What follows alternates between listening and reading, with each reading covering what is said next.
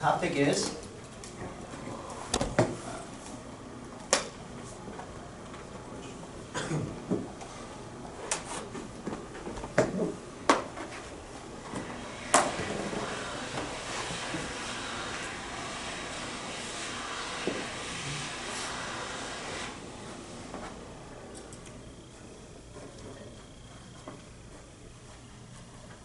so here's a statement for 2 by 2.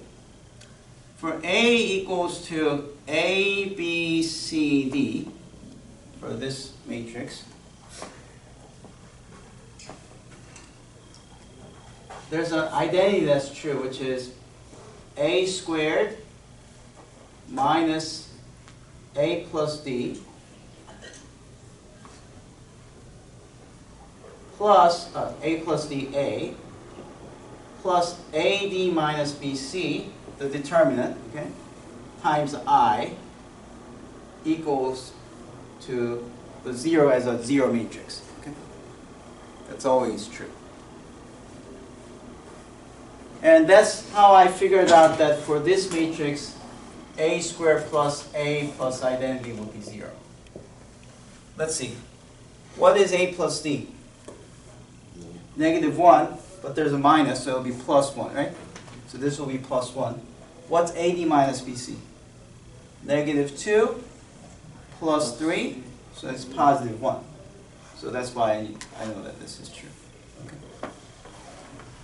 That's called Cayley Hamilton identity. So Hamilton noticed this first and didn't bother to prove it. He was working on some other context. And Cayley actually figured out that you have such a statement for not just for 2 by 2, but there's something that you can use for 3 by 3, 4 by 4. It just becomes more and more complicated.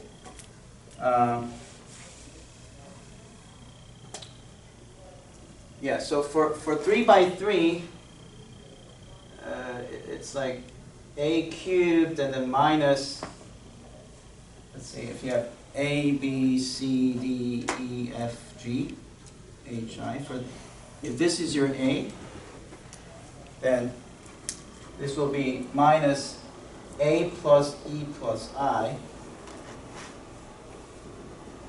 where I is not the complex number I, but it's just these numbers, okay?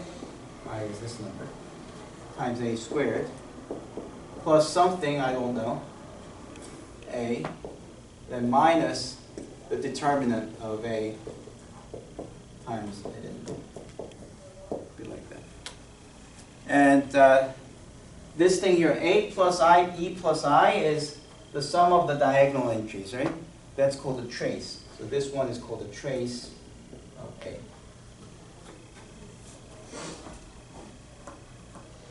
So there's that, and there's one for 4 by 4 matrices. Of course, in that case, it would be A to the 4 minus the trace, and then some 2 more terms that it's made up of all these minors. So the next one will be like you have all these minors. Like, you know what minors are, right? You take an element, you delete, and you get this. Yeah, something like that. It's very complicated, and then you get the determinant.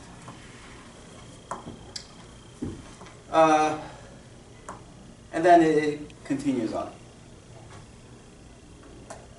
Always the trace being the first one, and the last one being the determinant. So Cayley actually explained what this should be, but he only proved it for this case, and then another guy named Frobenius actually proved the full general formula for it. Okay, so let's try to use this to find the following question. Okay, so question. Suppose A is, this time I'll just put some random thing, like 1, 2, 3, 4. Just wrote some random matrix, okay? And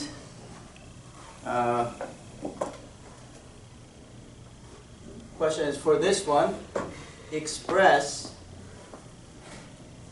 A inverse as something times A plus something times identity. Let's try to figure out what that is.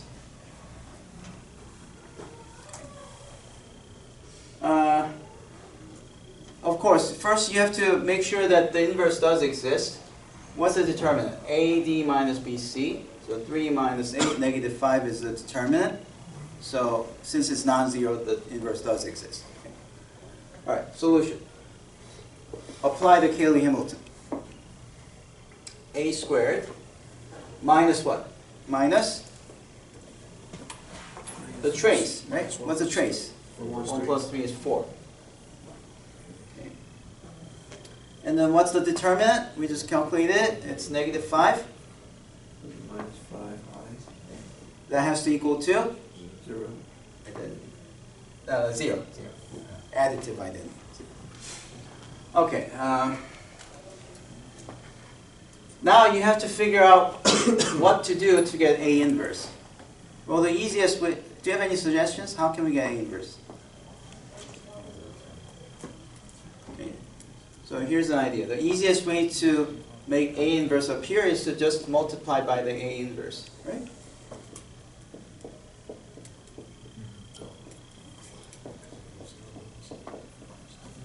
So expand. What's A inverse times A squared? Just A. What's A inverse times A? I. You get the identity. Okay, and then what's A inverse times identity? A inverse. Identity times anything is itself, right? Okay, so we're not very far. What do? We move this to the other side because we're solving for A inverse. We want to know what A inverse is, right? So we're solving for A inverse, so it's 5A inverse equals to A minus 4I. And now you divide by 5. It's going to be 1/5 of A minus 4/5 of identity. Done. That's the answer. We've represented the inverse as this. Okay. Isn't this supposed to be positive? A plus? Oh, did I make a mistake? No, I moved this so the signs don't change, right? Then you divide. That's good. Yeah. So 1/5 A minus 4/5 I. That's the answer.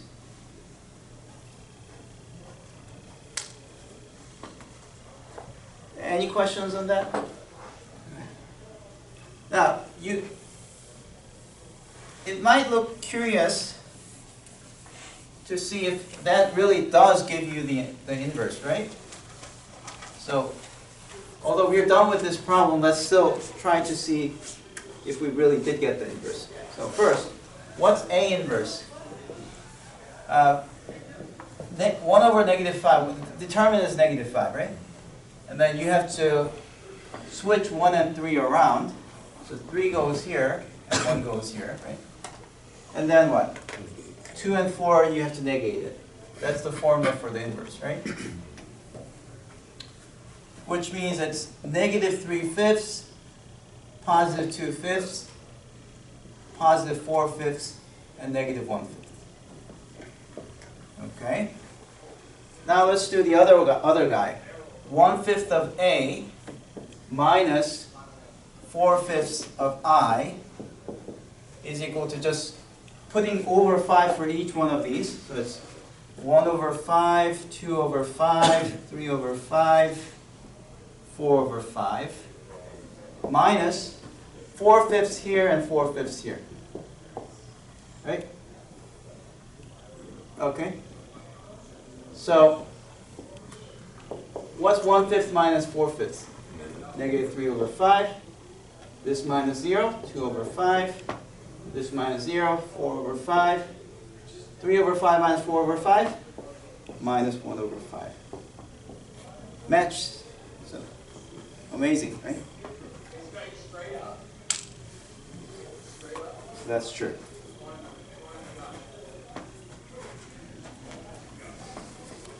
Okay, so far so good?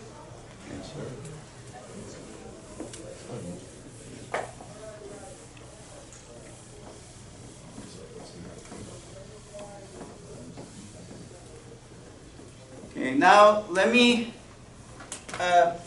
talk a little bit more about what this Cayley Hamilton is.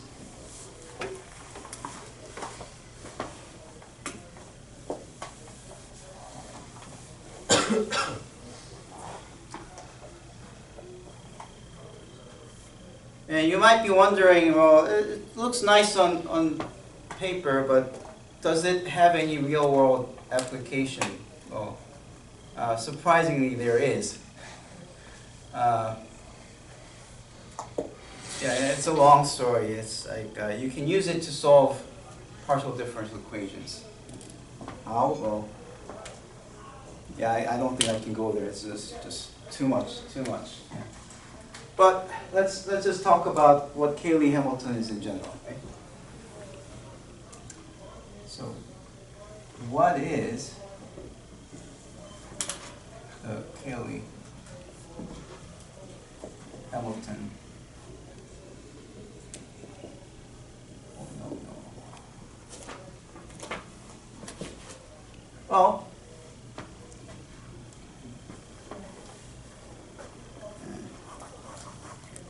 Give me a moment, I ran out of ink.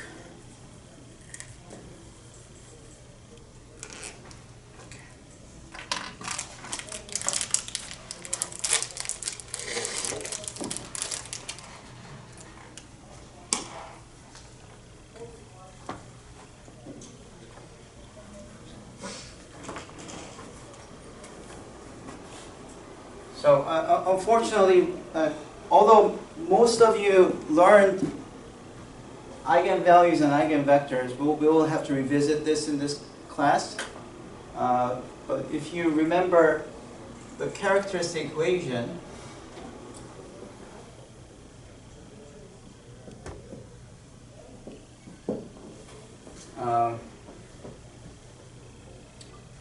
what was it? You take, so let's say you have,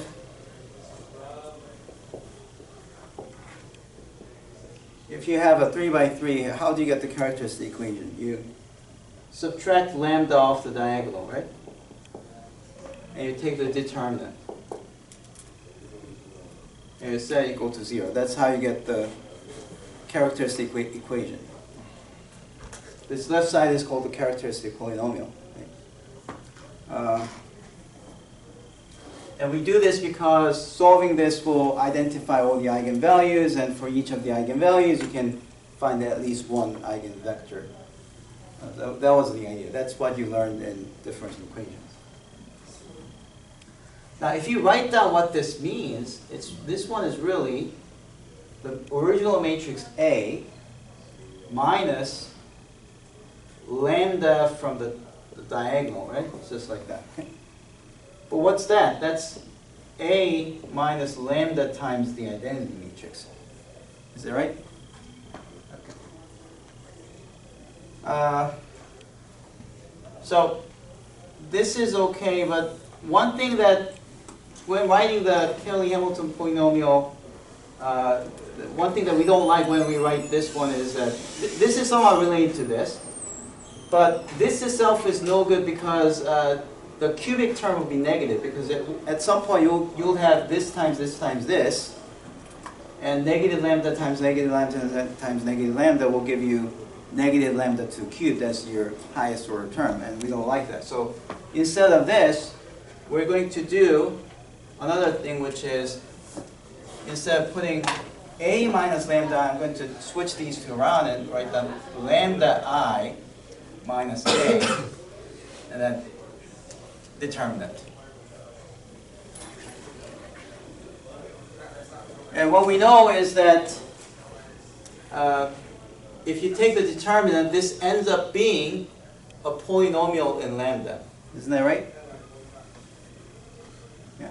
You end up with a polynomial in lambda. Therefore, what can we do? We can write down this polynomial and plug in A. And that's called Cayley Hamilton.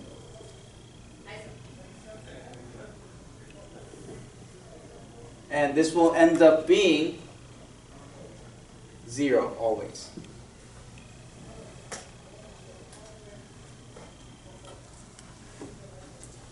Now, what's often misunderstood is that you think that plugging in A means just plugging in A here.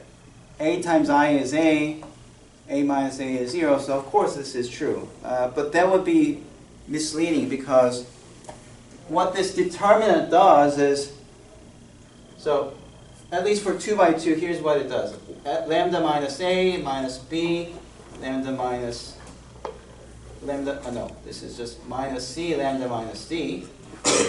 That's what lambda I minus A would be, right? If you take the determinant, what's that? That's like lambda minus A times lambda minus A plus minus negative B times negative C, right? That's the AD minus BC. Look at, oh, sorry, this should be D. Look at what you get if you FOIL this out. This will be lambda squared minus A lambda and minus D lambda plus AD minus BC. Right? So of course, if you plug in A instead of lambda, you get A squared minus A plus DA plus AD minus BC I, right?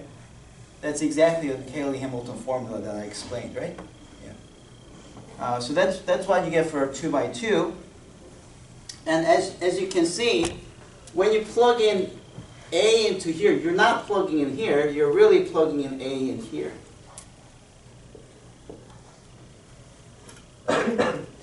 So this P of A would really be this.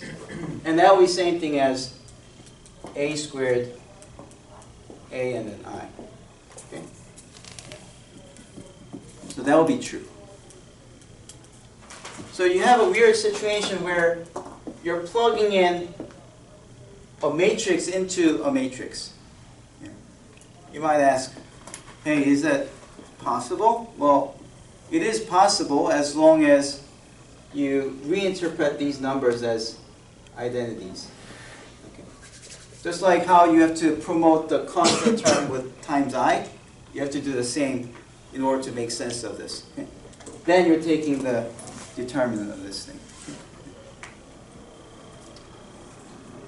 Okay, so now it kind of makes sense. Even if I don't tell you, you can see how to write down the Cayley Hamilton for 3 by 3, right? It's going to be pretty long, so you probably don't want to do it, but it is there. And then the next question would be, well, you guys are engineers, not mathematicians, so you're probably less interested in the proof, but you might ask, how do you prove this, right? How do you know that when you have this defined, how do you know that P of A is always 0? Right? So there are some proofs that I looked up. Actually, Wikipedia has a few proofs that are pretty good, but none of them are compact enough that I can explain it here. So what I can do is, if A is diagonalizable, then you can make A as a diagonal matrix, and the diagonal matrix will have all the eigenvalues on the diagonal.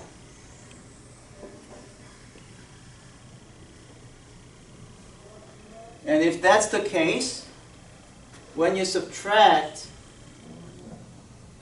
these values, these things, and then you look at, let's see. Yeah, if you look at the determinant,